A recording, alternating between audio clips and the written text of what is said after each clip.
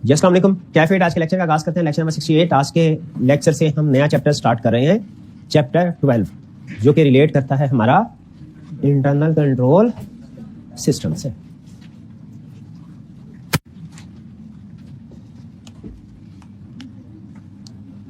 इस चैप्टर की तरफ चलने से पहले मैं ये डिसीजन करना चाहता हूं कि क्या इंटरनल कंट्रोल्स के कंसेप्ट्स को पढ़ते हुए हमें जो प्रीवियस चैप्टर हमने पढ़ा है, जो कि एग्जाम पॉइंट ऑफ व्यू से सबसे अहम चैप्टर है, सब्सटेंटिव प्रोसीजर, उसके केस स्टडी को भी साथ साथ प्रैक्टिस करना चाहिए या कि सफिशिएंट प्रैक्टिस हो गई है? तो आप मुझे बताइए कि हाथ उठा के, ताकि अंदाजा हो जाए।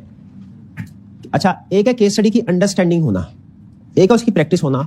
प्रैक्टिस तो आपको पता है वो चलती रहती है। जब भी आप कोई कंसेप्ट सीख लेते हैं ना, चाहे आप उसके एक्सपर्ट क्यों ना बन जाए, वो प्रैक्टिस तो आपको वक्तन फक्तन करते ही रहना है एग्जाम डे तक। तो पहले मैं ये पूछना चाहता हूं कि कितने परसेंट स्टूडेंट ऐसे हैं जिन्हें सब्सटेंटिव प्रोसीजर की समझ आ गई है कि ये असल में प्रोसीजर की नेचर क्या है, इस चैप्टर की नेचर क्या है, किस तरह का क्वेश्चन आता है, रिक्वायरमेंट क्या होती है, और हमने उस रिक्वायरमेंट को सामने रखते हुए अपने आंसर को ड्राफ्ट कैसे करना है। यानी कितने ऐसे स्टूडेंट हैं जो इस क्वेश्चन को, इस टॉपिक को समझ लिया है उन्होंने। तो पहले अंडरस्टैंडिंग, टेस्टिंग बाद में देखेंगे। अंडरस्टैंडिंग कितने परसेंट स्टूडेंट समझते हैं कि ये चैप्टर जो है वो हमने अंडरस्टैंडिंग डेवलप हो गई है, और हम खुद से भी अगर केस स्टडीज की अटेम्प्ट करना चाहें तो तकरीबन 60 to 70% अटेम्प्ट कर सकते हैं। इतनी अंडरस्टैंडिंग है हमें, ठीक है। अच्छा, तकरीबन 50% के करीब स्टूडेंट। अच्छा चलें, तो और कितने परसेंट स्टूडेंट ऐसे हैं जो कि समझते हैं कि अभी कुछ बेसिक अंडरस्टैंडिंग डेवलप हो गई है, लेकिन अभी कसर है, कुछ मजीद प्रैक्टिस करनी चाहिए। चलो ठीक, तो फिर हम ऐसा करते हैं कि जब हम ये चैप्टर कर रहे हैं, वैसे तो आगे चल के हमारे जो डिफरेंट चैप्टर है, जैसे मैंने आपको बताया चैप्टर जो सब्सटेंटिव प्रोसीजर का चैप्टर है, ये बहुत से चैप्टर के साथ मर्ज होकर भी टेस्ट होता है। तो आगे चल के जो हम चैप्टर स्टडी करेंगे उनमें भी आप देखेंगे कि ऑन गोइंग जो चैप्टर होगा उसके कंसेप्ट के साथ साथ सब्सटेंटिव प्रोसीजर के कंसेप्ट भी टेस्ट हो रहे होंगे। ये तकरीबन हर चैप्टर में आगे इस तरह होगा, लेकिन खास तौर पर स्पेसिफिकली सब्सटेंटिव प्रोसीजर के चैप्टर की केस स्टडी भी हम अपनी प्रैक्टिस में इंक्लूड करेंगे। तो ये जो हम आज से टॉपिक स्टार्ट करने जा रहे हैं, इसकी होम असाइनमेंट तो आपको मिलती ही रहेंगी हर लेक्चर के साथ, लेकिन इसके साथ साथ जो सब्सटेंटिव प्रोसीजर की केस स्टडीज हैं वो भी प्रैक्टिस में ऐड करता रहूंगा, ठीक है। तो हाँ, वो एक केस स्टडी होगी रोज की, सब्सटेंटिव प्रोसीजर सिर्फ एक केस स्टडी। अगर आप समझ के रोज की एक केस स्टडी भी सब्सटेंटिव प्रोसीजर की करते रहे ना रिटन फॉर्म में अटेम्प्ट, तो भी इंशाल्लाह मोर देन सफिशिएंट है। वो आपके ना सिर्फ ये कि कंसेप्ट स्ट्रांग होते जाएंगे, प्रैक्टिस भी आपकी जारी रहेगी। तो अब डिसाइड ये हुआ कि ये चैप्टर 12 पे हम पहुंच चुके हैं, लेकिन इसके साथ साथ हम चैप्टर 11 की भी हर रोज की एक केस स्टडी रिटन फॉर्म में प्रैक्टिस करते रहा करेंगे, ठीक है। उसको हम क्लास में भी डिस्कस किया करेंगे, ठीक है, ताकि मजीद जो आपकी अंडरस्टैंडिंग है वो इंप्रूव हो। चलिए अब स्टार्ट करते हैं चैप्टर 12। चैप्टर है हमारा इंटरनल कंट्रोल सिस्टम। पहला क्वेश्चन जो आप अक्सर पूछते हैं, सर इसमें से क्वेश्चन रिप्रोडक्शन का आएगा यहाँ के केस स्टडी वाला? तो आई क्या किसी भी चैप्टर में से रिप्रोडक्शन क्वेश्चन पूछ सकता है, केस स्टडी का भी, लेकिन ज्यादातर इस चैप्टर में से जो क्वेश्चन आते हैं ज्यादातर वो केस स्टडी बेस्ड क्वेश्चन है, खासतौर पर रिसेंट अटेम्प्ट में। लेकिन कुछ अर्सा पहले तक, यानी 3 साल से पहले, तकरीबन 5-6 अटेम्प्ट पहले तक आई कैप इसमें रिप्रोडक्शन के क्वेश्चन भी पूछा करता था, केस स्टडी 50-50 समझे चांस हुआ करता था। लेकिन पिछले कुछ अटेम्प्ट्स में आई कैप ने फोकस अपना इस चैप्टर में भी केस स्टडी के ऊपर कर लिया। तो अब तकरीबन 80% चांस है कि अगर इस चैप्टर में से कंसेप्ट टेस्ट होता है, चैप्टर क्वेश्चन आता है एग्जाम में, 80% चांस है वो केस स्टडी वाला होगा, 20% चांस है रिप्रोडक्शन वाला होगा। तो हम इसकी तैयारी दोनों पॉइंट ऑफ व्यू से करेंगे, ज्यादा फोकस, ज्यादा प्रैक्टिस हम केस स्टडी वाले। वैसे भी रिप्रोडक्शन वाले क्वेश्चन की तो प्रैक्टिस कराने की जरूरत, वो तो आपने याद करना होता है, टीचर ने समझाना है और आपने उसको याद करना है, ठीक है। केस स्टडी ज्यादा कंपैरेटिवली जो है वो प्रैक्टिस मांगती है, उसकी प्रैक्टिस हम इंशाल्लाह क्लास में ज्यादा करेंगे। अच्छा, दूसरा क्वेश्चन, क्या इसमें हमें सारे कंसेप्ट्स को रटा लगाना पड़ेगा? इसका जवाब है हरगिज नहीं। जैसे सब्सटेंटिव प्रोसीजर में था कि आपने अंडरस्टैंडिंग डेवलप करनी है कि एरिया कौन सा है, उससे रिलेटेड प्रोसीजर्स आपके जहन में, तो यहां पे भी अंडरस्टैंडिंग डेवलप करनी। हाँ, इसमें कुछ रटा होगा जरूर, कुछ अल्फाज जरूर।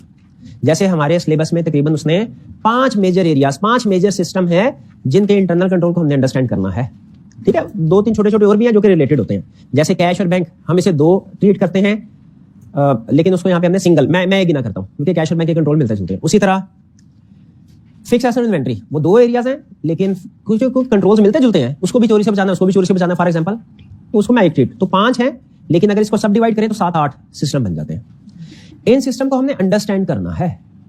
इनमें सिर्फ हर सिस्टम के अंदर चंद अल्फाज होंगे, समझ लीजिए 15 से 20 अल्फाज कह रहा हूं, सेंटेंस नहीं बोल रहा, वर्ड्स हैं। हर सिस्टम में आपको सिर्फ वो वर्ड्स याद करने होंगे। अगर वो वर्ड्स याद हो गए तो समझ लीजिए कि वो आपको सिस्टम याद हो गया। एग्जाम में केस स्टडीज को अटेम्प्ट करने के लिए वो वर्ड्स भी काम आएंगे, और रिप्रोडक्शन का क्वेश्चन आ गया उसमें भी वो वर्ड्स काम आएंगे। तो इन शॉर्ट इस चैप्टर में भी फोकस हमारा अंडरस्टैंडिंग के ऊपर होगा, लेकिन सब्सटेंटिव प्रोसीजर में तो इंटायरली अंडरस्टैंडिंग के ऊपर हमने फोकस किया था। इस चैप्टर में अंडरस्टैंडिंग के साथ हमें कुछ वर्ड्स को याद भी करना पड़ेगा। वो कौन से वर्ड याद करने वैसे मैंने बोल्ड कर दिया, लेकिन मैं अलग से आपको एक पेज दे दूंगा ताकि वक्तन फक्तन आप उसको देखते रहें। ठीक है, अगेन अगर आप उसको रट्टा नहीं भी लगाते, बार बार पढ़ भी लेते हैं ना, तो 70 to 80% वो आपके जहन में बैठ जाते हैं बार बार रीडिंग करने से। तो ये हमारा चैप्टर है इंटरनल कंट्रोल का। अच्छा, इसमें एक बोनस आपके लिए ये है, या गुड न्यूज आपके लिए ये है कि इंटरनल कंट्रोल में भी जो एरियाज डिस्कस होंगे ये वही एरियाज हैं जो आप सब्सटेंटिव प्रोसीजर में कवर कर चुके हैं। फर्क सिर्फ ये है कि ये एरियाज कम है। सब्सटेंटिव प्रोसीजर में 17-18 एरियाज थे, यहां पे 7-8 एरियाज होंगे। ठीक है, लेकिन सारे एरियाज वही हैं जो आप पहले पढ़ चुके हैं। कोई नया एरिया कोई नहीं आएगा, सिर्फ उसको अंडरस्टैंड करने का, पढ़ने का एंगल बदल जाएगा। सब्सटेंटिव जैसे यहां पे जो इस चैप्टर में जो आपको एरियाज सीखने को मिलेंगे वो है सेल्स, जो ऑलरेडी पढ़ चुके हैं आप, परचेजेस पढ़ चुके हैं, पेरोल ऑलरेडी पढ़ चुके हैं, कैश एंड बैंक ऑलरेडी पढ़ चुके हैं, inventory and fix asset already पढ़ चुके हैं। तो क्वेश्चन ये है कि जब सारे एरियाज हम पढ़ चुके हैं चैप्टर 11 में, तो चैप्टर 12 में ये दोबारा क्यों पढ़ रहे हैं? देखिए इस चैप्टर के कंटेंट देखिए, पहले तो टाइटल देखिए इंटरनल कंट्रोल सिस्टम, फिर इसके बाद जो अहम लर्निंग ऑब्जेक्टिव है ना इस चैप्टर के अंदर, सबसे अहम, यानी 80% नॉलेज इस चैप्टर का जिन लर्निंग ऑब्जेक्टिव में डिस्कस हुआ है वो है लर्निंग ऑब्जेक्टिव 3 से लेके 8 तक। देखिए सेल्स सिस्टम, सेल्स पहले पढ़ चुके हैं सब्सटेंटिव प्रोसीजर वाले चैप्टर में 11 में, परचेज सिस्टम, परचेज के बारे में पढ़ चुके हैं, पेरोल सिस्टम, सैलरीज के बारे में पढ़ चुके हैं, कैश एंड बैंक अलग अलग पढ़ चुके हैं, इन्वेंटरी सिस्टम पढ़ चुके हैं, नॉन करंट पढ़ चुके हैं, बस बाकी आगे रूटीन के थ्योरेटिकल कांसेप्ट्स है कुछ मेन कांसेप्ट इन एरियाज में। तो ये सारे वो एरियाज है जो हम पढ़, तो सवाल ये है कि यहाँ पे दोबारा हम क्यों पढ़ने जा रहे हैं? इसका जवाब ये है कि पॉइंट ऑफ व्यू डिफरेंट है। चैप्टर 11 में भी यही एरियाज हमने पढ़े थे सब्सटेंटिव प्रोसीजर में, उसमें फोकस था, हमारा पॉइंट ऑफ व्यू था ऑडिटर का, कि ऑडिटर के पॉइंट ऑफ व्यू से इन एरियाज में हमने क्या क्या चीजें चेक करनी है। अब इस चैप्टर में जब आप इन एरियाज को पढ़ेंगे ना, तो याद रखें, मुझे बताइए क्या पढ़ा हमने? इंटरनल कंट्रोल सिस्टम चैप्टर का नाम है। किस शाबाश, मैनेजमेंट की रिस्पॉन्सिबिलिटी है। इसमें आप मैनेजमेंट के पॉइंट ऑफ व्यू से इसको अंडरस्टैंड करेंगे कि अगर हम एक कंपनी के सीएफओ, सीईओ, ऑडिटर ना हो, सीएफओ या सीईओ हो, और हमने एक सेल की ट्रांजैक्शन रिकॉर्ड करनी हो, सेल करनी है और उसको फाइनेंशियल स्टेटमेंट में रिकॉर्ड करना है, तो एज कंपनीज मैनेजमेंट हमें किन किन स्टेप्स में ये ट्रांजैक्शन रिकॉर्ड करनी है। हमने वो ट्रांजैक्शन की रिकॉर्डिंग के स्टेप्स पढ़ने हैं। यहाँ पे क्या करना है? ट्रांजैक्शन की रिकॉर्डिंग के स्टेप्स पढ़ने हैं कि स्टेप नंबर 1 में ये होना चाहिए, स्टेप नंबर 2 में ये होना चाहिए, स्टेप नंबर प्रोसीजर्स पढ़ने हैं कि सेल की ट्रांजैक्शन कैसे रिकॉर्ड हो, परचेज की ट्रांजैक्शन कैसे रिकॉर्ड हो, पेरोल की कैसे हो। और फिर इसके बाद जब ये सारी ट्रांजैक्शन रिकॉर्ड कर लेते, फिर इसके बाद ऑडिटर आता है और वो इन डॉक्यूमेंट्स को चेक करता है। इसका मतलब है जब आप इस चैप्टर को पढ़ रहे होंगे तो इनडायरेक्टली आपका चैप्टर 11 भी स्ट्रांग हो रहा होगा, क्योंकि इसी चैप्टर में जो डिफरेंट डॉक्यूमेंट्स बन रही होंगी ना, वो बाद में ऑडिटर को चेक कर रहा होता है। जैसे चैप्टर 11 में आपने पढ़ा होगा sales order, purchase order, requisition, fix asset register, good receipt note, ये गुड डिस्पैच, ये सारी चीजें डिटेल में अब आप पढ़ेंगे कि ये किस एरिया में कौन कौन सी डॉक्यूमेंट्स बनती हैं और किस तरतीब से बनती हैं। क्लियर? तो यूं समझ लीजिए ये चैप्टर ना सिर्फ ये कि इंटरनल कंट्रोल, ये चैप्टर, इस चैप्टर को पढ़ने से ये चैप्टर तो तैयार होगा ही होगा, इसके साथ जो आपका चैप्टर 11 है सब्सटेंटिव प्रोसीजर वाला, वो भी तैयार होगा। और चैप्टर इन दोनों में, सब्सटेंटिव प्रोसीजर और इंटरनल कंट्रोल सिस्टम के चैप्टर में सबसे जो बड़ा फर्क है, सबसे बड़ा, सबसे कंसेप्चुअल डिफरेंस है वो ये कि सब्सटेंटिव प्रोसीजर लिखते हुए हम ऑडिटर बन के सोचते हैं और इस चैप्टर को पढ़ते हुए हम मैनेजमेंट बन के सोचेंगे।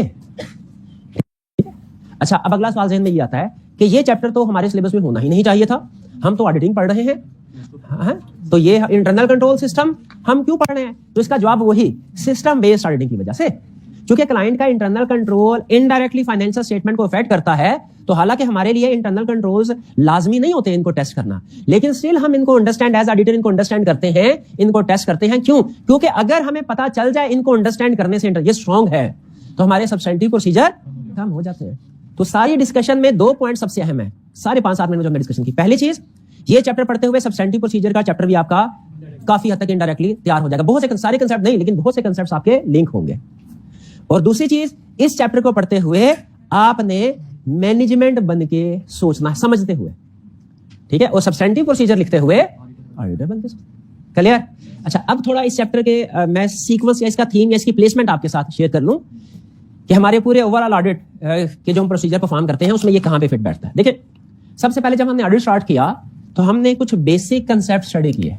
स्टेप नंबर 1 में हमने बेसिक कंसेप्ट स्टडी किए, जो कि हमारे किसी भी स्टूडेंट के लिए जो ऑडिट के सब्जेक्ट को पढ़ना चाहता है, समझना चाहता है, इन कंसेप्ट्स की अंडरस्टैंडिंग बहुत जरूरी है। इसके बगैर आप ऑडिट का कोई स्टैंडर्ड कोई चैप्टर पढ़ ही नहीं सकते, क्योंकि ये वो कंसेप्ट्स हैं जो तकरीबन हर चैप्टर में आपको बार बार मिलेंगे। हर स्टैंडर्ड में जब आप स्टैंडर्ड पढ़ेंगे सिर्फ वहां पे बार बार मिलेंगे। ये कौन से थे? ये थे चैप्टर नंबर 1 से लेके चैप्टर नंबर 4 तक। ठीक है, उस बाद में आपने देखा कि तकरीबन हर क्वेश्चन में वो इंपैक्ट ऑन रिपोर्ट पूछता है और आगे भी पूछेगा। ये थे बेसिक कंसेप्ट। फिर इसके बाद हमने जब ऑडिट शुरू किया तो सबसे पहले हमने जो काम किया वो क्या? Acceptance and continuance procedure. इसमें हमने 2 काम किए बड़े। नंबर 1, ये डिसाइड किया कि हमें इस क्लाइंट को एक्सेप्ट करना चाहिए कि नहीं, और अगर एक्सेप्ट करना चाहिए तो उसके साथ एंगेजमेंट लेटर एग्री कर लिया। ठीक है, अब एक्सेप्ट करना चाहिए कि नहीं, इसमें हमने कुछ लीगल रिक्वायरमेंट्स को भी कंसीडर किया, क्योंकि बात ऐसा होता है कि लीगल रिक्वायरमेंट्स की वजह से ऑडिटर डिस्क्वालिफाइड होता है, उस क्लाइंट को एक्सेप्ट नहीं कर सकता। तो एक्सेप्टेंस के डिसीजन में legal compliance with legal requirements भी एक अहम फैक्टर था, और compliance with ethical requirement code of ethics भी अहम था।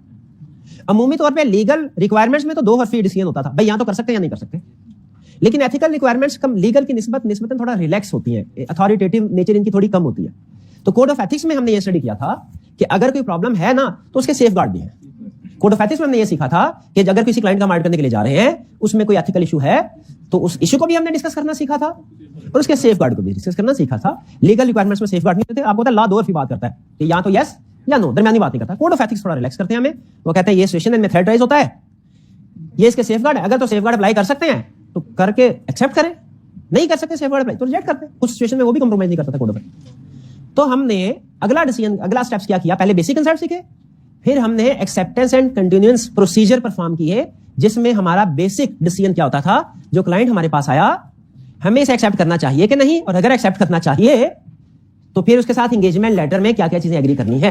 आप जरा मुझे बताइए, ये जो एक्सेप्टेंस एंड कंटिन्यूएंस प्रोसीजर का फेज था, इसमें कौन कौन से चैप्टर्स थे?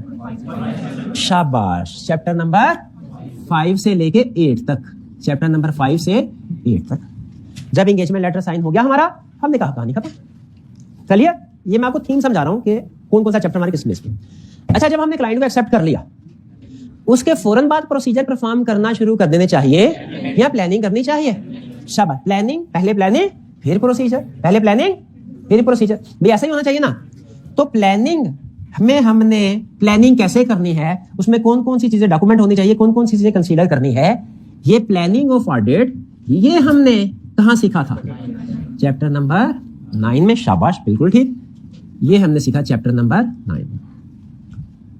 चलिए, फिर इसके बाद हमने प्लानिंग कर ली, उसके बाद क्या करना? प्रोसीजर परफॉर्म करो, प्रोसीजर परफॉर्म करो। अच्छा, जब प्रोसीजर परफॉर्म करने हैं हमने, यानी करने हैं प्रोसीजर परफॉर्म, ये जरा थोड़ा सा गौर से सुनिएगा। जो प्रोसीजर परफॉर्म करने हैं, प्लानिंग के बाद प्रोसीजर की बारी आती है ना, ये जो फेज है ये हमारा सबसे बड़ा फेज है। इसमें हम प्रोसीजर कुछ करते हैं, हम प्रोसीजर या इसको कर देते हैं प्रोसीजर्स जनरल, यानी कैटेगरीज, और कुछ प्रोसीजर्स हैं स्पेसिफिक प्रोसीजर, यानी ज्यादा डिटेल में कुछ। जो जनरल प्रोसीजर्स हैं इसमें हम डिस्कशन करते हैं। अभी फिलहाल इसको इग्नोर कर दीजिए, क्या है? प्लानिंग की हमने, फिर इसके बाद प्रोसीजर परफॉर्म किए। प्रोसीजर, बल्कि मैं इसको मिटा देता हूं, प्रोसीजर परफॉर्म किए। प्रोसीजर हमारे होते हैं 3 तरह के। कौन कौन से? Risk assessment procedure, test of control, substantive procedure. Auditor के प्रोसीजर कितनी तरह के होते हैं? इसको हम प्रोसीजर की बजाय लिख देता हूं ऑडिट प्रोसीजर, ऑडिट प्रोसीजर। अच्छा, स्टैंडर्ड में एक जगह पे उसने ये गाइड किया हुआ है कि acceptance and continuous procedure audit procedure की कैटेगरी में नहीं आते। रीजन क्या है? क्योंकि उस वक्त तक ऑडिटर ने यस नहीं किया, ऑडिटर बना ही नहीं होता ऑडिटर। ऑडिट प्रोसीजर तो हम उन प्रोसीजर को कहेंगे जो ऑडिटर बनने के बाद परफॉर्म किए गए।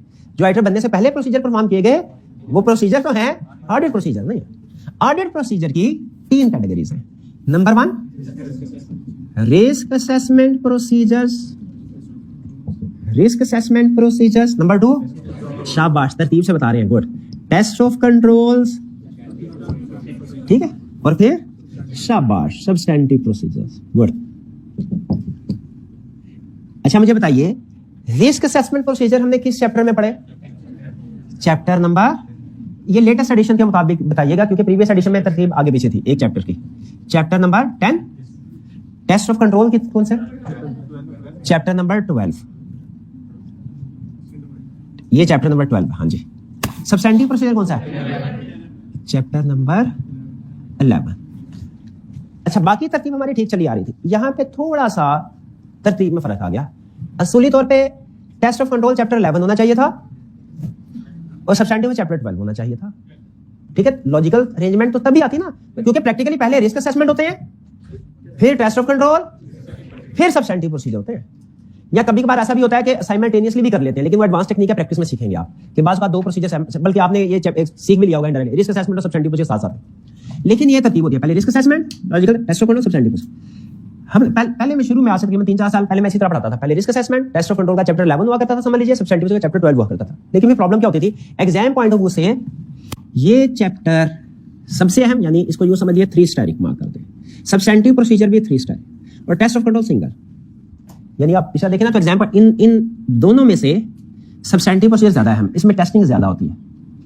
इसमें ये समझ लीजिए 8-10 नंबर का क्वेश्चन आता है, तो ये कोई 25-30 नंबर का क्वेश्चन आता है। तो स्टूडेंट की आदत है जो चैप्टर पहले पढ़ाएं उसके ऊपर ज्यादा मेहनत करते थे, जो चैप्टर बाद में पढ़ाएं उसके ऊपर कम मेहनत। ये नेचुरली होता है सर, बाकी सब्जेक्ट में भी शायद इसी तरह होता होगा। तो होता क्या था, एग्जाम में जब जाते थे बच्चे तो उनका टेस्ट ऑफ कंट्रोल ज्यादा स्ट्रांग होता था, सब्सटेंटिव प्रोसीजर निस्बतन कम स्ट्रांग होता था, हालांकि इसमें से पेपर ज्यादा। तो फिर मैंने थोड़ा सा अप्रोच को चेंज कर दिया, मैंने कहा जी हालांकि तरतीब के लिहाज से रिस्क असेसमेंट के बाद टेस्ट ऑफ कंट्रोल फिर सब्सटेंटिव, लेकिन चूंकि सब्सटेंटिव प्रोसीजर ज्यादा अहम है तो मैंने रिस्क असेसमेंट के बाद सब्सटेंटिव प्रोसीजर को पढ़ाना शुरू कर दिया, ताकि इसके जितने जो 2 टॉपिक पहले करेंगे ज्यादा टाइम मिलेगा उसकी प्रैक्टिस के लिए। तो इसलिए अब हम टेस्ट ऑफ कंट्रोल पढ़ने, जेहन में रखिएगा। तरतीब थोड़ी सी हमने आगे पीछे की है, क्योंकि एग्जाम पॉइंट ऑफ व्यू से हमने देखना था कौन सी चीज अहम है। ये क्लियर हो गया ये? अच्छा, फिर इसके बाद चूंकि क्लाइंट जब सिस्टम अपना कोई इंप्लीमेंट करता है, इंटरनल कंट्रोल, ये इंटरनल कंट्रोल भी इसे बोल ले, इसे टेस्ट ऑफ कंट्रोल भी बोल ले, ये की बात है, इंटरनल कंट्रोल सिस्टम बोले तो उसी से रिलेटेड। तो कुछ क्लाइंट ऐसे होते हैं जिनके ऑपरेशंस में या जिनके सिस्टम में इंफॉर्मेशन टेक्नोलॉजी भी यूज हो रही होती है। अब तो वैसे हर जगह पे इंफॉर्मेशन टेक्नोलॉजी यूज हो रही है, तो आईटी का इस्तेमाल आना ऑडिटर के लिए और इवन मैनेजमेंट में भी अगर आप किसी पोस्ट में जाके काम करते हैं आपके लिए इंतहाई जरूरी है। ठीक है, अब तो आप देखें एजुकेशन सेक्टर में भी आप देखें अक्सर जो कॉलेजेस होते हैं वो ना सिर्फ ये कि फिजिकल एजुकेशन प्रोवाइड कर रहे होते हैं, बल्कि ऑनलाइन, और ऑनलाइन सिस्टम आपको पता है वो तकरीबन मतलब मेजॉरिटी जो उसका पोर्शन है आईटी बेस्ड है। तो अगर मुझे बताइए कोई ऑडिटर अगर किसी ऐसे कॉलेज का ऑडिट करने के लिए आता है जो ऑनलाइन एजुकेशन भी प्रोवाइड करता है, क्या उसके लिए आईटी स्किल्स होना उसके पास जरूरी है कि नहीं? बिल्कुल जरूरी है। और क्या उसे ये सीखना चाहिए कि अगर क्लाइंट का सिस्टम आईटी बेस्ड है तो ऑडिटर को कौन कौन से प्रोसीजर अपने आईटी के जरिए से परफॉर्म करने चाहिए? इसीलिए इंटरनल कंट्रोल सिस्टम के बाद हम जो नेक्स्ट स्टडी करेंगे टॉपिक वो होगा आईटी वाला। अगर आप देखें तो जो चैप्टर नंबर 13 है वो आईटी से रिलेट करता है। ठीक, आईटी से। ये तो हमारे हो गए जनरल कुछ प्रोसीजर। फिर इसके बाद सब्सटेंटिव प्रोसीजर के अंदर कुछ ये हो गया, समझ लीजिए चैप्टर नंबर, ये इसके साथ ही मैं ऐड कर रहा हूं आईटी भी। तो ये हमारे हो गए चैप्टर नंबर, ये वाला फेज हो गया आईटी प्रोसीजर का, चैप्टर नंबर 10 से 13 तक। 13, ठीक है जी। अब इसके बाद सब्सटेंटिव प्रोसीजर में कुछ प्रोसीजर ऐसे हैं जो आपने पढ़े तो हैं लेकिन उनकी फर्दर डिस्कशन हम करेंगे। जैसे आपने एक प्रोसीजर पढ़ा होगा, यूं समझ लीजिए ऑडिट डिटेल, इसको कह लेते हैं, क्या कह लें, detail discussion of some procedure, यूं कह लें, या audit procedure, how to perform important procedure, कुछ भी कह लें। मैं सोच के नहीं आया कि इसको हेडिंग क्या देनी है, क्यों कह लें how to perform important procedure, जिसमें जो ऐसे वाले प्रोसीजर जो बार बार परफॉर्म होते हैं, जो ज्यादा एरियाज में परफॉर्म होते हैं, उनको हम डिटेल में समझेंगे। इसमें कौन कौन से प्रोसीजर गैस कीजिए, कौन कौन से? एक्सटर्नल कंफर्मेशन, देखिए चैप्टर 14 में वही होगा। फिर एनालिटिकल प्रोसीजर होंगे, सैंपलिंग होगी, रिलेटेड पार्टीज, क्वालिटेटिवली अहम होती है, ठीक है, और इस तरह के मिलते जुलते एरियाज। तो ये हम स्टडी करेंगे। तो फिलहाल हम किस फेज पे हैं? हमने ऑडिट का ये फेज पढ़ लिया, ये फेज पढ़ लिया, ये पढ़ लिया, इस फेज पे हैं, इस फेज। इसमें रिस्क असेसमेंट पढ़ लिया, सब्सटेंटिव प्रोसीजर पढ़ लिया, क्या पढ़ने जा रहे हैं? टेस्ट ऑफ कंट्रोल्स के ऑडिटर। इसमें सब्सटेंटिव प्रोसीजर में क्या सीखा था कि डिफरेंट एरियाज को वेरीफाई करने के लिए क्या क्या प्रोसीजर परफॉर्म करने हैं। टेस्ट ऑफ कंट्रोल में क्या सीखेंगे कि डिफरेंट एरियाज में इंटरनल कंट्रोल स्ट्रांग है कि वीक है, ये कैसे टेस्ट करेंगे। टेस्ट ऑफ कंट्रोल में क्या सीखना है हमने? डिफरेंट एरियाज में इंटरनल कंट्रोल स्ट्रांग है या वीक है, ये कैसे डिसाइड करेंगे, कैसे टेस्ट करेंगे, कैसे पता चलेगा। इसीलिए इस चैप्टर का नाम बाज़ औक़ात हम इसे कहते हैं इंटरनल कंट्रोल सिस्टम, क्योंकि इसमें इंटरनल कंट्रोल सिस्टम डिस्कस होते हैं। बाज़ औक़ात हम इसे कहते हैं टेस्ट ऑफ कंट्रोल, क्योंकि इंटरनल कंट्रोल सिस्टम को समझने के बाद हमारा असल मकसद सिर्फ उसको समझना नहीं है। असल मकसद क्या है? स्ट्रांग है कि वीक है, ये टेस्ट करना। तो इसमें हमारे ये समझ लीजिए ये चैप्टर दो हिस्सों में डिवाइडेड है, एक अंडरस्टैंडिंग ऑफ कंट्रोल और दूसरा टेस्ट ऑफ कंट्रोल। एक होगा अंडरस्टैंडिंग ऑफ कंट्रोल और दूसरा टेस्ट ऑफ, ठीक है। लेकिन टेस्ट ऑफ कंट्रोल समझ लीजिए ये एक ही चीज है, एक ही चीज है। यानी हम जहां पे ये स्टडी करेंगे कि बैंक रिकंसिलिएशन स्टेटमेंट एक कंट्रोल है। अंडरस्टैंडिंग ऑफ कंट्रोल में क्या पढ़ेंगे हम कि बैंक के एरिया में बैंक रिकंसिलिएशन स्टेटमेंट बनना एक कंट्रोल है। और टेस्ट ऑफ कंट्रोल में क्या पढ़ेंगे, अगर हर महीने बैंक रिकंसिलिएशन स्टेटमेंट बन रही है तो कंट्रोल स्ट्रांग है, और अगर हर महीने बैंक रिकंसिलिएशन स्टेटमेंट नहीं बन रही कंट्रोल वीक है। इसी तरह जब इन्वेंट्री में जाएंगे आप, इन्वेंट्री के एरिया में, तो आप स्टडी करेंगे पहले एक कंट्रोल और फिर उसका टेस्ट ऑफ कंट्रोल। कंट्रोल क्या होगा इन्वेंट्री में? कोई कंट्रोल बता सकते हैं आप? फिजिकल वेरिफिकेशन, शाबाश। कि फिजिकल हर मंथ फिजिकल वेरिफिकेशन होना ये गुड कंट्रोल है, स्ट्रांग। और टेस्ट ऑफ कंट्रोल क्या? अगर हर महीने फिजिकल वेरिफिकेशन परफॉर्म हो रही है तो उसका मतलब कंट्रोल स्ट्रांग है, और अगर हर महीने फिजिकल वेरिफिकेशन इन्वेंट्री की नहीं हो रही, कंट्रोल वीक है।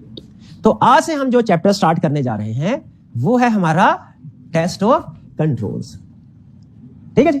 चलिए, इसमें आपको पहले मैनेजमेंट बन के सिस्टम को समझना होगा। इसमें आपके डबल रोल है, पहले मैनेजमेंट बन के सिस्टम को अंडरस्टैंड करना है, फिर उसके बाद ऑडिटर बन के उसको टेस्ट करना है। फिर बात समझ आ रही है? तो यहां पे जब आप देखेंगे ना, तो ये देखें, आपको इसने जितने भी एरियाज हैं दो हिस्सों में बताया उसने, control activities, test of control. समझ रहे हैं? ये नहीं ज्यादा छोटा हो जाएगा। पहला अगर एरिया हम देखें सेल सिस्टम का, तो उसमें देखें दो कॉलम बने हुए हैं, एक कंट्रोल एक्टिविटी है और एक टेस्ट ऑफ कंट्रोल है। कंट्रोल एक्टिविटी क्या है? ये वो काम है जो मैनेजमेंट ने करने हैं। कंट्रोल एक्टिविटी क्या है?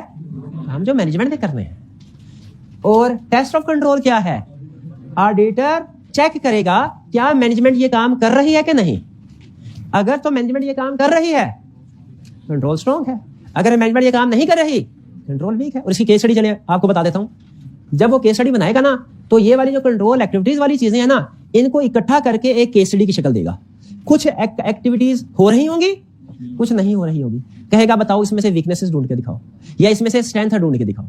अगर कहे स्ट्रेंथ ढूंढ के दिखाओ तो जो जो चीजें हो रही हैं हमने वो बतानी है, और अगर कहे वीकनेसेस ढूंढ के दिखाओ, जो जो चीजें नहीं हो रही हैं। सिंपल, ये है केस स्टडीज की। हाँ, कभी कभी रिपोर्टेशन का क्वेश्चन भी पूछ लेता है, और उसमें बड़ी अजीब सी ऐसी चीज जो कि पहले लेक्चर में क्लियर हो जानी चाहिए, लेकिन एग्जामिनर कमेंट्स में वो कहता है स्टूडेंट वो गलती कर रहे हैं। जैसे वो कहता है जी कंट्रोल एक्टिविटी मैंने पूछी कि भैया सेल सिस्टम के अंदर कोई सी 5 कंट्रोल एक्टिविटी बता दो। स्टूडेंट लिखते हैं सेल सिस्टम में कि auditor shall set credit limit, auditor shall check credit limit, ठीक है, auditor shall prepare pre numbered document. कहता है सारे नंबर 0 करता हूं मैं। क्यों भला? क्योंकि ये तो मैनेजमेंट का काम है। कंट्रोल एक्टिविटीज बनाना, इंप्लीमेंट करना, ये किसका काम है? मैनेजमेंट का। और फिर कहता है कि जब मैं पूछता हूं सेल सिस्टम में मुझे कोई से 4 टेस्ट ऑफ कंट्रोल की एग्जांपल दे दो, तो स्टूडेंट क्या कहते हैं कि management shall select a sample of new customer and check credit. Management shall compare, इसमें क्या गलती है? ऑडिटर। ये सारे हालांकि इंटरडिपेंडेंट हैं, यानी ये काम हो रहा है और यहां पे इस काम को चेक किया जा रहा है। लेकिन सबसे बड़ा फर्क जो आपने ध्यान में रखना है, सबसे बड़ा फर्क देखें, 10 एग्जांपल है, 3 भूल गए 7 याद रही, ओके। 10 एग्जांपल है, 6 सेल में आ गई, 7 सेल में आ गई, 8 आ गई, 2-3 परचेज में मिसक्लासिफाई हो गई, ये भी चलेगा। ये भी छोटी गलती है। भूल जाना छोटी गलती है, गलत करना कोई 1-2 छोटी गलती है, मिसक्लासिफाई करना छोटी गलती है, बड़ी गलती नहीं करनी। छोटी गलती कर ले कोई परवाह नहीं। बड़ी गलती क्या है इस चैप्टर के अंदर? सबसे बड़ी गलती कि कंट्रोल एक्टिविटीज पूछे तो ऑडिटर के पॉइंट ऑफ व्यू से बताना, सबसे बड़ी गलती। टेस्ट ऑफ कंट्रोल पूछे तो मैनेजमेंट के पॉइंट ऑफ व्यू, सबसे बड़ी गलती। तो कंट्रोल एक्टिविटी के साथ आगे लिखते हैं बड़ा करके पहले समय, by management, performed by management, performed by, और टेस्ट ऑफ कंट्रोल के आगे लिख दें परफॉर्म्ड बाय ऑडिटर। ये गलती नहीं करनी आपने, क्योंकि ये अगर आपने लफ्ज मैनेजमेंट और ऑडिटर का चेंज देखें, कुछ जगहों पे कुछ अल्फाज आगे पीछे होने से फर्क नहीं पड़ता, कुछ जगहों पे फर्क पड़ता है। जहां पे किसी कंट्रोल एक्टिविटी के साथ आपने ऑडिटर का लिख दिया ना कि ऑडिटर ये करेगा, वो गलत है। और टेस्ट ऑफ कंट्रोल के साथ लिख दिया मैनेजमेंट ये करेगी, बाकी फिर आगे सारा कुछ ठीक भी लिख दें वो गलत होगा। चलिए आज हमारी कोई केस स्टडी की डिस्कशन नहीं है, आज और कल हमारी जनरल डिस्कशन है जो कि रिप्रोडक्शन के क्वेश्चन के लिए, ठीक है। परसों से हम जो लेक्चर होगा उसमें ये केस स्टडी जो सेल्स सिस्टम, वैसे इसमें भी आज का लेक्चर जो है ना इसमें भी केस स्टडी टेस्ट होती है, कंट्रोल एनवायरनमेंट का टॉपिक आएगा उसमें। चैप्टर 12 इंटरनल कंट्रोल सिस्टम, इसका ओवरव्यू लेते हैं, थीम देखते हैं इसका क्या है। इसका मतलब इसमें जितनी डिस्कशन होगी इंटरनल कंट्रोल सिस्टम के गिर्द होगी। सेल्स के एरिया में क्या क्या कंट्रोल एक्टिविटीज होती हैं वो पढ़ेंगे, और फिर उन कंट्रोल एक्टिविटीज को हमने एज ऑडिटर कैसे चेक करना है, टेस्ट करना है वो पढ़ेंगे। पार्ट ए 2 पार्ट्स में, 3 पार्ट्स में। पार्ट ए में स्टडी करेंगे understanding and testing of internal control system. Internal control system को अंडरस्टैंड करना है, सेल्स में क्या एक्टिविटी हो रही है, परचेज में क्या एक्टिविटी हो रही है, उसको टेस्ट करना सीखेंगे। फिर डॉक्यूमेंटेशन, ये सारे सिस्टम की डॉक्यूमेंटेशन कैसे करनी है, और फिर कुछ एडिशनल कंसेप्ट छोटे मोटे हैं। सबसे अहम हमारा पार्ट ए है, और पार्ट ए में भी सबसे अहम लर्निंग ऑब्जेक्ट 3, 4, 5, 6, 7, 8 है। ये आपने अच्छी ग्रिप हासिल कर ली, बाकी तकरीबन रटे वाले हैं। पहले पढ़ेंगे हम definition, limitation and responsibilities of internal control. ये हमारे कुछ बेसिक कंसेप्ट हैं जिनमें से शायद आपने पहले कुछ पढ़े भी हों। स्टार्ट करें जी, पहले कंसेप्ट, अभी केस स्टडी नहीं, कंसेप्ट। कह रहा definition of internal control system. Internal control system किससे पहले हम डेफिनेशन इनफॉर्मल से पढ़ते रहे हैं कि इंटरनल कंट्रोल सिस्टम का पॉलिसी एंड प्रोसीजर्स जिसके जरिए से मैनेजमेंट फाइनेंशियल स्टेटमेंट प्रिपेयर करती है। ये कंसेप्चुअल डेफिनेशन है, इंटरनल कंट्रोल की नेचर समझने के लिए काफी है। लेकिन आज हम टेक्निकल डेफिनेशन पढ़ने जा रहे हैं ताकि अगर एग्जाम में हमें 2 नंबर के साथ पूछे तो हम ये टेक्निकल डेफिनेशन लिखे। कह रहे इंटरनल कंट्रोल सिस्टम का मतलब क्या है। Internal control means, internal control या इंटरनल कंट्रोल सिस्टम एक ही बात है। Internal control means policies and procedure. अब जरा अल्फाज गौर से देखिएगा, design, implemented and operated by management and those of governance to provide reasonable assurance about achievement of entity's objective with regard to efficiency and effectiveness of operations, compliance with applicable laws and regulations, or reliability of entities financial statement। अच्छा, internal control system इसके ऊपर discussion करते हैं। Internal control system design, implement, operate, ये आपको अलग अलग समझने की जरूरत नहीं है, लेकिन आपको बता देता हूं। डिजाइन का मतलब है सोचना कि यहाँ पे क्या होना चाहिए। जैसे पेज में ना कोई ब्रिज बनाना है तो पहले डिजाइन होता है। डिजाइन का मतलब क्या होता है, उसे पेपर के ऊपर ड्रा करना, ब्रिज इस तरह का होगा, ठीक है, ये लेंथ होगी, ये ऊपर से ये नीचे से इस तरह, जो भी डिजाइन है, यह डिजाइन ऑन पेपर काम करना। इंप्लीमेंट करने का मतलब क्या होता है भाई, जो ऑन पेपर चीज है उसको प्रैक्टिस में इंप्लीमेंट कर देना, भाई वो ब्रिज बना देना, अमल दरामद कर देना। डिजाइन, प्लान करना, इंप्लीमेंट, उसके ऊपर अमल। और ऑपरेट करने का मतलब क्या है भाई, उसके ऊपर से 100, 200, 500 गाड़ियां जो है गुजार के देखना कि पुल पक्का बन गया कि नहीं बन गया। यह है ऑपरेटिंग इफेक्टिवनेस ऑफ कंट्रोल।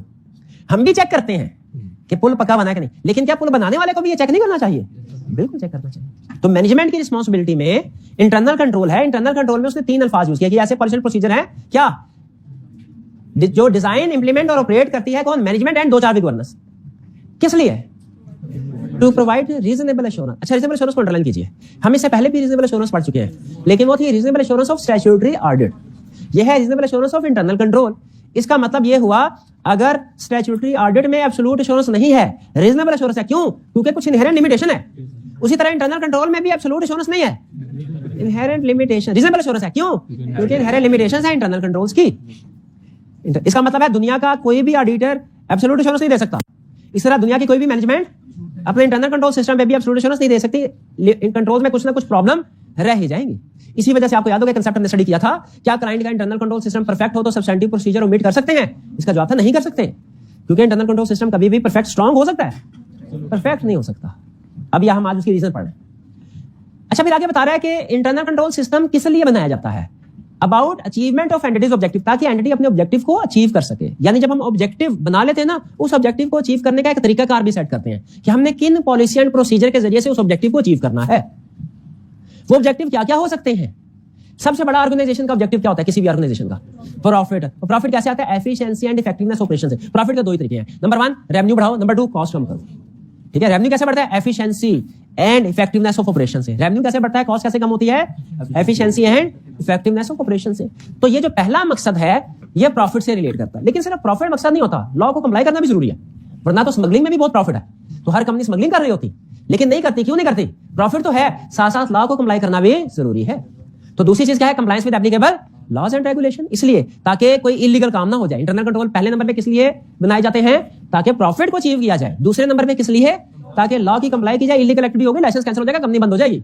और तीसरे नंबर पे तीसरा मकसद क्या होता है? Reliability of entities financial reporting, ताकि सही फाइनेंशियल स्टेटमेंट प्रिपेयर हो, सही फाइनेंशियल स्टेटमेंट प्रिपेयर हो। और यहीं पे दो बड़े कंसेप्ट आपसे पूछ रहा हूं, दो बड़े कंसेप्ट। क्या रिलायबल फाइनेंशियल स्टेटमेंट प्रिपेयर करना मैनेजमेंट का मकसद है? क्या लॉ की कंप्लायंस मैनेजमेंट का मकसद है? क्या efficiency and effectiveness operation management का मकसद है? यहां पे कायम रहिएगा और इस सवाल का जवाब बताइए। सवाल बिल्कुल सिंपल, क्या सारे इंटरनल कंट्रोल जो मैनेजमेंट ने डिजाइन इंप्लीमेंट ऑपरेट किए हैं, सारे के सारे ऑडिटर के लिए रेलिवेंट है कि इनमें से कुछ रेलिवेंट है कुछ नहीं? शाबाश, कुछ रेलिवेंट है कुछ नहीं। जैसे ऑडिटर को इस चीज से कोई गर्ज नहीं होती कि कंपनी को प्रॉफिट है कि लॉस है। ऑडिटर को इस चीज से गर्ज होती है कि प्रॉफिट है तो फाइनेंशियल स्टेटमेंट सही प्रॉफिट लिखाओ, लॉस है तो सही लॉस लिखाओ।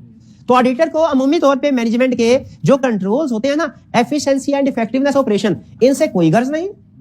इनको अंडरस्टैंड करना हमारे लिए लाजिम नहीं है। वैसे नॉलेज हासिल करने के लिए करना चाहे तो करते, जो मर्जी कर ले, वरना स्टैंडर्ड क्या कहता है, ये मैनेजमेंट का इंटरनल कंट्रोल सिस्टम इन तीनों चीजों को कवर कर रहा होगा। आपके लिए इन तीनों की अंडरस्टैंडिंग लाजमी नहीं है, क्योंकि हमारा एज ऑडिटर हमारा अल्टीमेट पर्पस क्या है? फाइनेंशियल स्टेटमेंट सही प्रिपेयर। इसकी अंडरस्टैंडिंग अमूमी तौर पे नहीं ऑब्टेन करते, इसकी अंडरस्टैंडिंग ऑब्टेन करते हैं हम।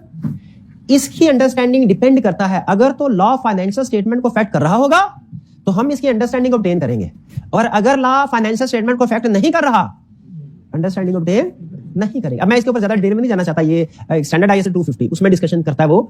सिंपल एग्जांपल दे रहा हूं, जो सेल्स टैक्स इनकम टैक्स के लॉज हैं उनकी कंप्लायंस हमारे लिए जरूरी है एज ऑडिटर, लेकिन कंपनी एक्ट की हर रिक्वायरमेंट मैनेजमेंट ने पूरी की है कि नहीं, हमारे लिए जरूरी नहीं है। कोई स्टैट्यूटरी रिटर्न होती है भाई, मैनेजमेंट ने फाइल करनी है करे नहीं करनी खुद भुगतेंगे, उनका डायरेक्ट फाइनेंशियल स्टेटमेंट में इम्पैक्ट नहीं आता। बहरहाल चले, इंटरनल कंट्रोल क्या समझ आ गया? और इंटरनल कंट्रोल अहम कंसेप्ट हर इंटरनल कंट्रोल अंडरस्टैंड करना ऑडिटर के लिए लाजिम नहीं है। सिर्फ वो जो रेलिवेंट टू फाइनेंशियल स्टेटमेंट है, ये अल्फाज नोट कीजिए, मैं बार बार बोलूंगा, रेलिवेंट टू फाइनेंशियल स्टेटमेंट, वो हमने अंडरस्टैंड करने हैं। एग्रीड? अच्छा, इसी कंसेप्ट के अंदर एक और कंसेप्ट छुपा है, बिजनेस रिस्क और ऑडिट रिस्क में फर्क। ये तीनों ऑब्जेक्टिव है ना। देखिए, जहां मकसद होता है वहां पे रिस्क भी होता है, और जहां पे रिस्क होता है उस रिस्क को मिनिमाइज करने के लिए आप कुछ ना कुछ करते भी है। मकसद है सीए करना, ठीक है। रिस्क क्या है कि हर दूसरे दिन जो हमारे दोस्त हैं वो हमें बुलाएंगे, कहेंगे आओ, जैसे मैट्रिक में जैसे इंटरमीडिएट में घूमने फिरने जाते थे ना, सीए में भी आओ घूमने फिरने जाते हैं। ये मकसद ऑब्जेक्टिव है सीए करना। भाई रिस्क है कि नहीं? इस तरह की और भी बहुत सी एक्टिविटीज होगी। इसके लिए आपने कुछ कंट्रोल्स इंप्लीमेंट किए होंगे। नहीं भैया, पहले तो जिस दिन भी दिल करता था हम चले जाते, अब सिर्फ हफ्ते में 1 दिन या महीने में 2 दिन। ये आपका क्या है? उस रिस्क को एड्रेस करने के लिए इंटरनल कंट्रोल। तो लिंक ज़हन में रखिएगा, ऑब्जेक्टिव से रिस्क, रिस्क से कंट्रोल। जिस तरह हर कंट्रोल हमारे लिए रेलिवेंट नहीं है, हर रिस्क भी हमारे लिए रेलिवेंट नहीं है। वो बिजनेस रिस्क, हर बिजनेस रिस्क हमारे लिए रेलिवेंट नहीं है। कौन सा बिजनेस रिस्क रेलिवेंट है? जो फाइनेंशियल स्टेटमेंट को अफेक्ट करता हो। जो रिस्क फाइनेंशियल स्टेटमेंट को अफेक्ट नहीं करता हमारे रेलिवेंट। ये सिंपल असूल ध्यान में रखिएगा, ऑब्जेक्टिव होता है। अब चूंकि जो रिस्क और इंटरनल कंट्रोल है वो ऑब्जेक्टिव से रिलेटेड होते हैं, तो जब हर ऑब्जेक्टिव हमारे लिए रेलिवेंट नहीं है तो इन ऑब्जेक्टिव का जो रिस्क होगा, जो इंटरनल, वो भी हमारे लिए रेलिवेंट नहीं होगा। तो मेन कंसेप्ट ध्यान में रखिएगा, हम आगे जो भी कंट्रोल पढ़ेंगे। इसलिए आप देखें, जो उसने आपको कंट्रोल बता रहा है, सेल्स, परचेज, सारे के सारे उन चीजों के कंट्रोल है जो फाइनेंशियल स्टेटमेंट में होती है। हालांकि इसके अलावा भी कंट्रोल है। भाई क्या पीआईए ने अगर किसी पायलट को भर्ती करना है तो कंट्रोल है कि नहीं कि उसको अच्छे तरीके से चलाना आता हो जहाज? भाई कंट्रोल है कि नहीं? ये तो मेरे ख्याल के लिए सबसे अहम कंट्रोल होगा। लेकिन हमने एज ऑडिटर क्या ये देखना है? ये नहीं देखना। हमने क्या देखना है कि भाई पायलट की जो सैलरी जितनी एग्री हुई है फाइनेंशियल स्टेटमेंट में आ रही है कि नहीं आ रही। अब इन्फॉर्मेशन सिस्टम भी कई तरह के होते हैं, कुछ फाइनेंशियल स्टेटमेंट से रिलेटेड, कुछ नहीं होते। एक होता है इन्फॉर्मेशन सिस्टम, जैसे पीस3, ओरेकल, ईआरपी वगैरह, कि जब जनरल एंट्री पास करेंगे, लेजर में कैसे अपडेट होगा, ट्रायल बैलेंस कैसे बनेगा, फाइनेंशियल स्टेटमेंट कैसे। एक इन्फॉर्मेशन सिस्टम ये भी होता है, इन्फॉर्मेशन समझते हैं ना कि इन्फॉर्मेशन कैसे एक जगह से दूसरी जगह ट्रैवल करेगी। एक इन्फॉर्मेशन सिस्टम ये भी होता है कि जनरल से लेजर, लेजर से कैसे इन्फॉर्मेशन जाएगी। एक इन्फॉर्मेशन सिस्टम ये भी है कि जब जहाज ऊपर 4-5 हजार मीटर की बुलंदी पे उड़ रहा होगा तो वो जो नीचे बेस स्टेशन है, टर्मिनल है, उसके साथ उसका राबता होगा, कहीं वो राबता जो है वो डिस्कनेक्ट ना हो जाए। भाई ऐसा होता है ना, वो भी एक इन्फॉर्मेशन सिस्टम है। क्या हमने वो इन्फॉर्मेशन सिस्टम चेक करना है कि 4000 मीटर ऊपर जाकर देखें नीचे कोई सिग्नल जाता है कि कोई बादशाह होती है कि नहीं होती? ये चेक नहीं करना हमने। क्यों नहीं चेक करना? रेलिवेंट नहीं है। तो उसूल ध्यान में रखिएगा इंटरनल कंट्रोल की सारी डिस्कशन के बाद कि हर इंटरनल कंट्रोल हमारे लिए रेलिवेंट नहीं है, कुछ रेलिवेंट है, कुछ नहीं है। हमने रैली, और कौन से रेलिवेंट है? दो ही बात, भाई जो फाइनेंशियल स्टेटमेंट को अफेक्ट करते हैं वो रेलिवेंट है। जो चीज फाइनेंशियल स्टेटमेंट को अफेक्ट नहीं करती ना, वो तबाही फिर रही हो, हमारा उससे कोई लेना देना नहीं। हमने कहना कोई नहीं, हमें इससे कोई गर्ज नहीं। क्लियर? कोई रिश्वत के जरिए भर्ती हो रही है, कोई सिफारिश से भर्ती हो रही है बहुत बड़ी इंटरनल कंट्रोल वीकनेस, लेकिन एज ऑडिटर ठीक है। हाँ, थोड़ा सा ज्यादा सोचेंगे ना तो दूर कहीं जाके कनेक्शन बन जाता है। हाँ, वो इंटेग्रिटी बेटा, लेकिन बेसिक कंसेप्ट क्लियर हो गया। आगे चलते हैं। Limitation of internal control system कहता है, जी कुछ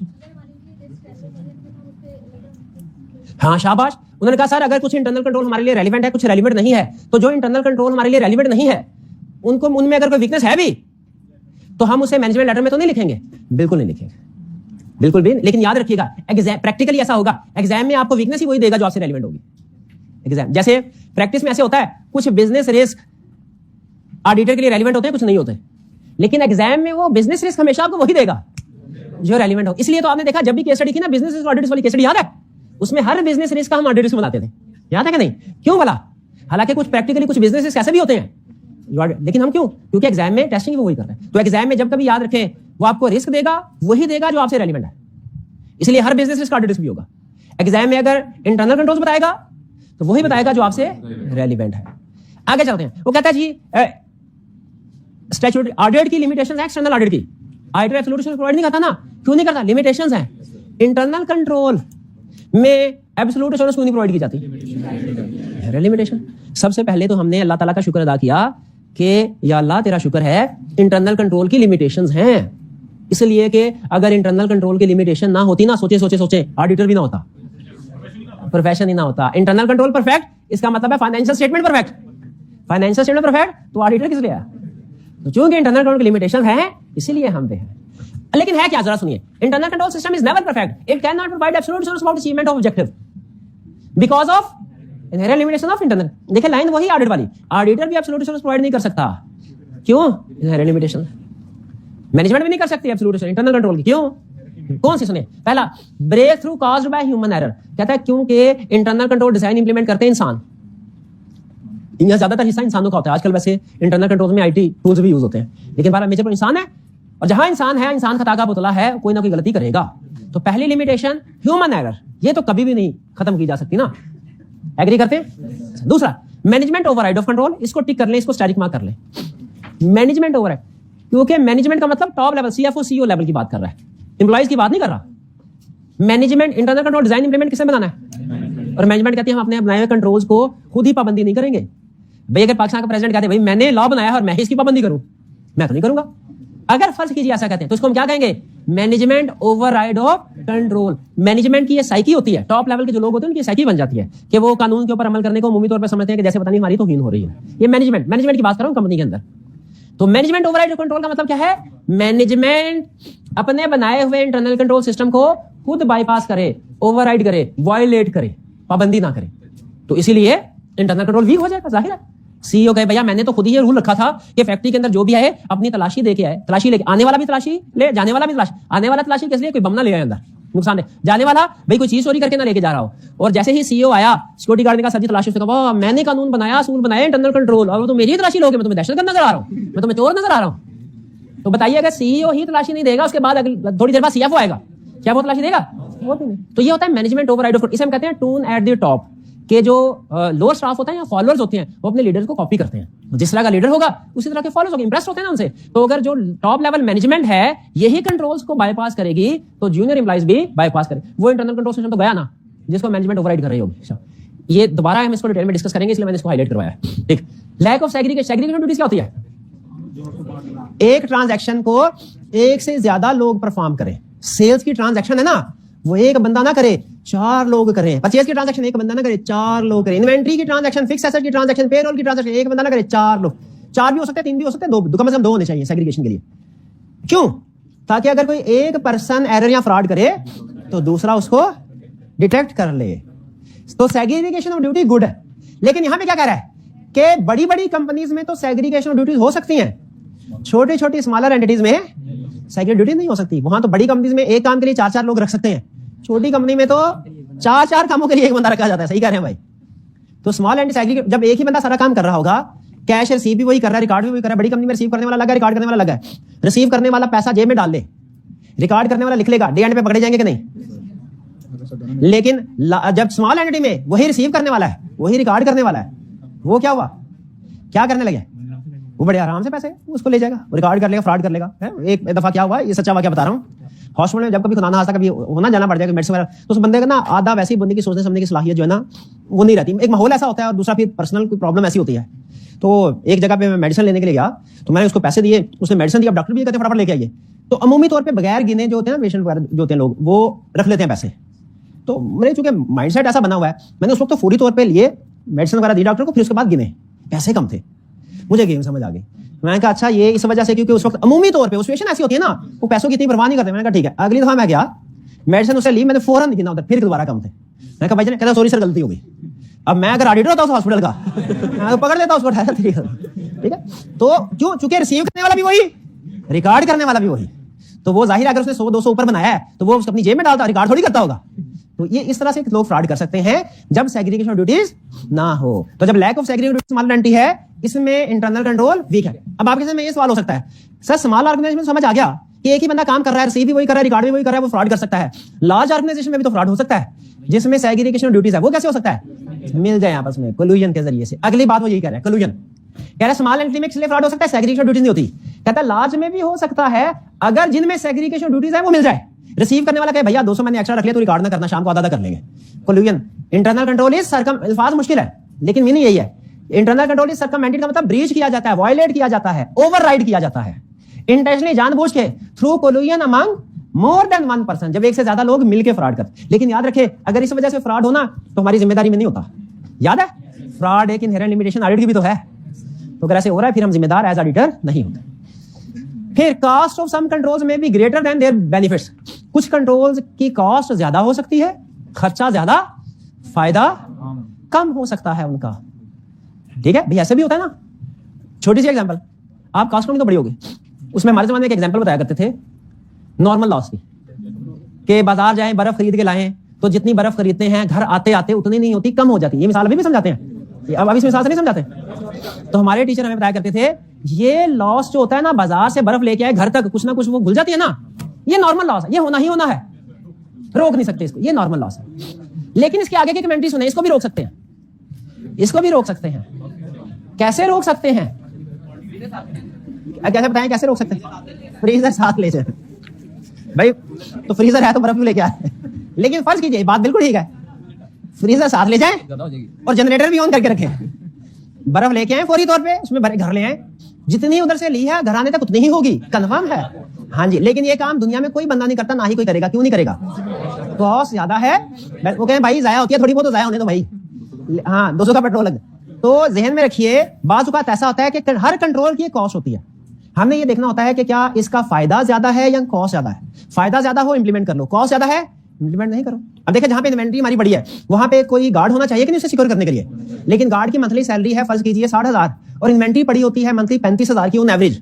क्या 35,000 की इन्वेंट्री, एवरेज इन्वेंट्री को प्रोटेक्ट करने के लिए 60,000 सैलरी वाला गार्ड वहां पे खड़ा करना चाहिए? नहीं करेंगे तो फिर थोड़ी बहुत चोरी होती रहेगी, तो होती रहे चोरी। 5-10 हजार की चोरी बचाने के लिए 60,000 का गार्ड, ये सरकारी महकमों में ऐसे होता है, वैसे बता दूं आपको। लेकिन प्राइवेट कंपनीज में ऐसे नहीं होता। भाई एग्री करते हैं? Cost is greater than. फिर often non routine transaction are not subject to internal control. देखिए अब ये अहम कंसेप्ट सुने, एक होती है रूटीन ट्रांजैक्शन, एक non routine transaction. Routine transaction कौन सी है? जो रोज रोज होती है। नॉन रूटीन जो कभी कभार होती है। जैसे 2 एग्जांपल्स बता रहा हूं, sale of inventory, sale of fixed asset. कौन सी रूटीन है? इन्वेंट्री। और कौन सी वाली नॉन रूटीन है? इंटरनल कंट्रोल जो अमूमी तौर पे रूटीन ट्रांजैक्शन के लिए इंप्लीमेंट किया जाता है, जो बार बार होनी है, जो रोज रोज होनी है। जो कभी कभार होनी है ना, उनके लिए अमूमी तौर पे internal control system design implement नहीं। जैसे आप सेल ऑफ इन्वेंट्री की इनवाइस प्रिपेयर करने के लिए अकाउंटेंट रखेंगे, लेकिन सेल ऑफ फिक्स्ड एसेट की इनवाइस जो कि डिफरेंट है, उसमें आपका कैलकुलेट होना गेन या लॉस, उसमें क्यूमुलेटेड डेप्रिसिएशन कैलकुलेट होनी है, उसके लिए आप अलग से अकाउंटेंट नहीं रखेंगे। क्यों नहीं रखेंगे? वो नॉन कभी कभार होनी, महीने में एक दफा होनी है, उसके लिए बंदा थोड़ी रखेंगे। 29 दिन फर्क बैठा रहेगा, एक दिन फिक्स्ड बिकेगा तो एंट्री करेगा। वो फिर काम रूटीन वाले बंदे से ले लिया जाता है, जो कि अक्सर गलत करता है।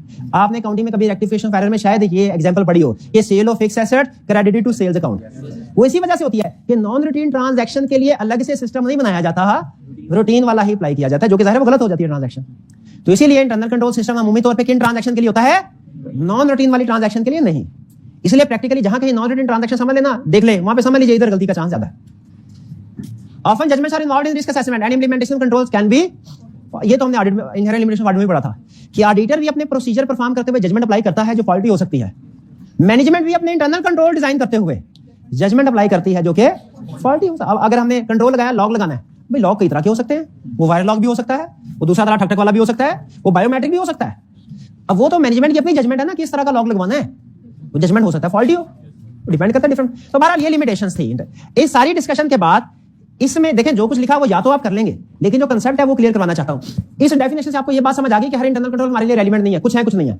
इससे ये पता चल गया कि इंटरनल कंट्रोल सिस्टम कभी भी परफेक्ट नहीं होता, उसकी लिमिटेशंस होती हैं। चलिए आगे चलते हैं। रिस्पॉन्सिबिलिटी किसकी है? मैनेजमेंट की। इंटरनल कंट्रोल के हवाले से किसकी रिस्पॉन्सिबिलिटी है? क्या? अच्छा, मैनेजमेंट की भी जिम्मेदारी है, ऑडिटर की भी है, लेकिन फर्क समझना है। मैनेजमेंट की जिम्मेदारी है to design, implement and operate internal control which are necessary for preparation of. हमें तो फाइनेंशियल स्टेटमेंट से गरज है। ऑडिटर की क्या रिस्पॉन्सिबिलिटी है? जरा गौर से सुनिए। ऑडिटर की रिस्पॉन्सिबिलिटी है to obtain understanding of internal. ये जरूरी है ताकि रिस्क असेसमेंट हो सके, क्योंकि कंट्रोल स्ट्रांग हो गए तो रिस्क कम, कंट्रोल वीक होंगे। अंडरस्टैंडिंग ऑफ कंट्रोल से पता चलेगा या तो कंट्रोल वीक है या स्ट्रांग है। वीक है तो क्या करता है ऑडिटर? सब्सटेंटिव से ज्यादा एक काम और भी करता है, मैनेजमेंट लेटर। और अगर स्ट्रांग हो तो दूसरी रिस्पॉन्सिबिलिटी देखें। पहले अंडरस्टैंडिंग को अंडरलाइन करें, अंडरस्टैंडिंग ऑफ कंट्रोल, फिर दूसरा टेस्ट ऑफ कंट्रोल। लेकिन टेस्ट ऑफ कंट्रोल कब करने हैं? जब कंट्रोल स्ट्रांग हो। ऑपरेटिंग इफेक्टिवली का मतलब स्ट्रांग है। और फिर अगर वीक है तो कम्युनिकेट करता। फिर से इंटरनल कंट्रोल के वाले से ऑडिटर की जिम्मेदारी क्या है? अंडरस्टैंडिंग ऑब्टेन करें, स्ट्रांग है कि वीक है। अगर स्ट्रांग है तो टेस्ट ऑफ कंट्रोल करें, वीक है तो मैनेजमेंट लेटर। अब इस चैप्टर में सबसे अहम स्किल जो आप में डेवलप करवाना चाहता है ना आईकैप, वो ये कि अगर आपके सामने कोई इंटरनल कंट्रोल सिस्टम किसी भी ऑर्गेनाइजेशन का रख दिया जाए तो उसमें से आइडेंटिफाई कर सके ये स्ट्रांग है, ये वीक है, ये स्ट्रांग है, ये वीक है। ये स्किल ध्यान में रखिएगा। ये अभी सिखा नहीं रहा आपको, लेकिन ये आपने सीखना है। इस चैप्टर में सबसे अहम स्किल क्या सीखनी है कि कोई भी सिस्टम सेल्स का हो या परचेज का आपके सामने रख दिया जाए तो आप बता सकें क्या स्ट्रांग है या वीक है। ठीक है? दोस्त के घर गए, एक दोस्त के घर गए, उसका दरवाजा बंद था, बेल देनी पड़ती है हमेशा उसके घर जाए तो। दूसरे दोस्त के घर जाए, उसका दरवाजा हमेशा खुला रहता है, वो कहता है आसानी है भाई, बार बार आना जाना होता है। किसका कंट्रोल स्ट्रांग और किसका वीक? पहले वाले का कंट्रोल स्ट्रांग और दूसरे वाले का, भाई चोर भी तो आ जा सकता है, सारे मेहमान थोड़ी आते जाते हैं। हाँ, ये ना अंदर बकरा बांधा हो, दरवाजा खुला है तो है बकरा लेके निकल जाए। हाँ तो हाँ, लेकिन जो रिस्पॉन्सिबिलिटी नहीं है वो भी सुन ले। Auditor is not responsible to express internal controls. भाई बात समझ आती है? अच्छा, can an auditor omit substantive procedure if internal control efficient? नहीं, ये हमने पढ़ लिया था पहले भी कि auditor required to perform substantive procedure for all items. क्यों? क्योंकि इंटरनल कंट्रोल की हमेशा इनहेरेंट लिमिटेशंस हैं। चलिए अच्छा ऐसा करते हैं, आज आपको दे देते हैं जल्दी छुट्टी 3 मिनट पहले, लेकिन कल याद रखें आपको हो सकता है 5-7 मिनट ज्यादा बैठना पड़े, क्योंकि कल सुन लें, कल सुन लें। क्या बोला था? संडे ऑन नहीं होंगे, मैंने बोला था। अच्छा ये बाद में डिसाइड करेंगे, पहले अभी बात सुन लें। कल हमने सीखना है इंटरनल कंट्रोल सिस्टम के कितने पार्ट्स होते हैं। आज हमने ये सीखने की कोशिश की इंटरनल कंट्रोल सिस्टम है क्या और इसकी लिमिटेशंस क्या है। अब हमने इंटरनल कंट्रोल सिस्टम को अंडरस्टैंड करना है, तो जब किसी को कल करना है बिल्कुल, लेकिन जब किसी चीज को अंडरस्टैंड करना हो तो एज होल के उसके पार्ट्स, भाई छोटे होते वक्त होता था कंप्यूटर का सब्जेक्ट, तो कंप्यूटर को अंडरस्टैंड उसको पहले हिस्सों में डिवाइड करते थे। ये मॉनिटर है, ये सीपीयू है, ये माउस है, ये कीबोर्ड है। वैसे सबसे अहम चीज क्या होती थी उसमें? सीपीयू। सीपीयू ठीक तो सब ठीक। उसी तरह कल हमने क्या स्टडी करना है? कुछ भी नहीं करना है, elements of internal control system. इसमें हम क्या करेंगे? अच्छा एक सवाल पूछने लगा, अगर आपने सही जवाब दे दिया तो अभी छुट्टी दे दूंगा। कल की बाद में देखेंगे। हमने नेक्स्ट लेक्चर में सीखना है इंटरनल कंट्रोल सिस्टम को, उसके लिए उसके कुछ एलिमेंट्स करने पड़ेंगे कि नहीं। जैसे वो याद है बचपन की बात, हमने एश्योरेंस एंगेजमेंट को समझना था तो उसके 5 एलिमेंट्स किए थे। एलिमेंट्स करने के बाद ज्यादा अच्छे तरीके से समझ आया था ना। उसी तरह इंटरनल कंट्रोल सिस्टम को अंडरस्टैंड करना है तो इसके एलिमेंट्स करने पड़ेंगे। एलिमेंट्स कितने? 5। फिर इन एलिमेंट्स को हम 1 बाय 1 डिस्कस करेंगे, लेकिन याद रखें कि हर एलिमेंट एक जैसा अहम नहीं होता। जैसे आपने खुद बोला कंप्यूटर के केस में सर सीपीयू सबसे ज्यादा अहम होता है, वो जितना ज्यादा पावरफुल होगा परफॉर्मेंस उतनी इंप्रूव होगी। ठीक है, सीपीयू फारग है तो बाकी चाहे जो डिस्प्ले स्क्रीन है वो जितनी मर्जी महंगी ले जितना वो फारग है सीपीयू। तो उसी तरह कल हमने क्या सीखना है? Elements of internal control. 5 element हैं, आपने मुझे बताना है इनमें सबसे अहम कौन। अगर सही बता दिया छुट्टी। एलिमेंट मैं आपको बताता हूं, control environment, information system relevant to financial statements, entity's risk assessment process, control activities relevant to audit, और मॉनिटरिंग ऑफ कंट्रोल्स। फिर से 5 एलिमेंट्स हैं इंटरनल कंट्रोल सिस्टम। हमारे सिलेबस के हवाले से प्रैक्टिकली हो सकता है कोई और अहम हो, हमारे सिलेबस के हवाले से सबसे अहम कौन सा है? कंट्रोल एनवायरनमेंट, या information system relevant to financial statements, या एंटिटीज रिस्क असेसमेंट प्रोसेस, या control activities relevant to audit, जिसमें ऑथराइजेशन भी है, जिसमें परफॉर्मेंस रिव्यू भी है, जिसमें इंफॉर्मेशन प्रोसेसिंग कंट्रोल भी है, जिसमें फिजिकल कंट्रोल्स भी है, जिसमें सेग्रीगेशन ऑफ ड्यूटीज भी है, जिसमें सेग्रीगेशन ऑफ ड्यूटी की एग्जांपल भी है, या मॉनिटरिंग ऑफ कंट्रोल। कितने स्टूडेंट्स का ख्याल है पहला एलिमेंट सबसे अहम है कंट्रोल एक्टिविटी? हाथ उठाएं। कितनों का ख्याल है दूसरा element information system relevant to financial system सबसे अहम है? हाथ उठाएं। कितनों का तीसरा एंटिटीज रिस्क असेसमेंट प्रोसेस? कितनों का fourth control activities relevant to audit? कितनों का ख्याल है मॉनिटरिंग ऑफ कंट्रोल? शाबाश, control activities relevant to audit, यही हमारे लिए एग्जाम पॉइंट ऑफ व्यू से सबसे अहम है। यहां पे पढ़ेंगे पांचों, लेकिन पांचों पढ़ने के बाद बाकी के चैप्टर में जो आगे चलेगा वो सिर्फ कंट्रोल एक्टिविटीज वाला चलेगा, फोर्थ वाला, ये ध्यान में रखिएगा, फोर्थ वाला कंट्रोल एक्टिविटीज वाला, ठीक है? तो अगर आज दिल करे तो आज ही पढ़ लीजिएगा, कुछ ना कुछ समझ आ जाएगी। कल छुट्टी आपको शाम को बताया जाएगा। ये क्या कहना चाह रहे हैं? ये कुछ कहना चाह रहे हैं? हाँ जी, ये कुछ स्पेसिफिक प्रोसीजर वाला पेज हमने आपके साथ शेयर किया था ना सब्सटेंटिव प्रोसीजर में, ये कुछ स्टूडेंट रह गए थे, वो डिस्ट्रीब्यूट कर दे। चलिए आज का लेक्चर हमें खत्म करते हैं। अल्लाह हाफिज।